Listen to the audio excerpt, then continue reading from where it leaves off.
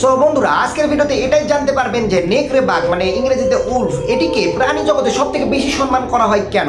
আর সম্মান করার মেইন কারণ হচ্ছে তারা কখনোই তাদের স্বাধীনতার সঙ্গে আপোষ করে না, দ্বিতীয়ত কখনো মৃত মাংস খায় না, এবং সবথেকে বড় ব্যাপার হচ্ছে কি তারা তাদের বৃদ্ধ বাবা মাকে কখনো ফেলে যায় না। আর সব থেকে বড় শিক্ষণীয় ব্যাপার হচ্ছে তাদের টিম কম্বিনেশন। তারা যখন জঙ্গলের মাঝে চলাফেরা করে তখন তাদের চলাফেরা দেখলে আপনার মাথা ঘুরে যেতে পারে। তো দলের সব থেকে আগে যে গ্রুপটিকে দেখতে পাচ্ছেন নেকড়ে বাঘের, এরা হচ্ছে দলের সব থেকে অভিজ্ঞ এবং বয়োবৃদ্ধ, মানে কোনো প্রকারের শত্রুর হামলা হলে যাতে তাদের উপরেই আগে হয়। এবং তার পেছনে রয়েছে কয়েকজন যোদ্ধা নেকড়ে, এরা দলের জন্য সবসময় যুদ্ধ করার জন্য প্রস্তুত থাকে। এবং তার পেছনে রয়েছে বেশ কয়েকটি নেকড়ে, যেখানে ছোট বাচ্চা এবং দলের মহিলারা থাকে। এবং তার পেছনে আবারও এক দল যোদ্ধা নেকড়ে, তারা হচ্ছে সব থেকে শক্তিশালী নেকড়ে।